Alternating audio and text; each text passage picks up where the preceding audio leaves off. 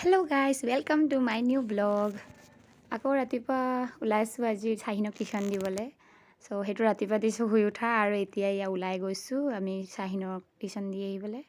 চ' এতিয়া অকণমান দূৰ মই গৈ থৈ আহিম, তাক দি থৈ আহিম, আৰু সি সিমানটো দূৰ নিজে অকলে যাব। বেছি দূৰ নহয় বাৰু, তাৰ স্কুলৰ ওচৰৰ পৰাই যাব লাগে। অকণমান ডোখৰ নিজে যাব, তাৰপিছত মই নিজে আহি যাম ইফালে। লগত যাওঁ আৰু খোজকাঢ়ি অকলে আহি যাওঁ। তো ৰাতিপুৱাৰ মৰ্ণিং ৱাকো হৈ যায়গৈ, আৰু ৰাতিপুৱাৰ দৃশ্যটো দেখি পাইছে ইমান বেছি ভাল লাগে। কুঁৱলী পৰি আছে চাৰিও স্কোৱাৰ, আৰু মানুহ এটা দুটা আছে আৰু।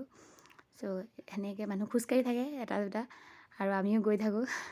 এতিয়া পিছফালে চাব পাৰিছে ইমান বেছি কুঁৱলী। ৰাতিপুৱা দৃশ্যটো বেছি ভাল লাগে কেলৈ, ৰাতিপুৱা সময়ত কোনো গাড়ী ঘোঁৰা নাথাকে। তাৰ মাজত আহি পাই গ'লোঁ ঘৰত।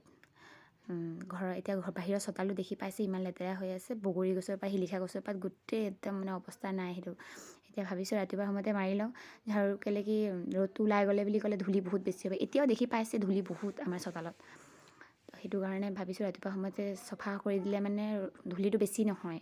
তো এতিয়া সেই আমাৰ পিছফালে গোটেই ধান সেই ত্ৰিপাল দি ঢাকি থোৱা হৈছে।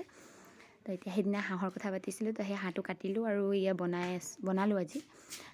আজিলৈ মোৰ ব্লগটো কেনেকৈ লাগিলে প্লিজ কমেণ্ট কৰি জনাব। এতিয়ালৈ বাই বাই।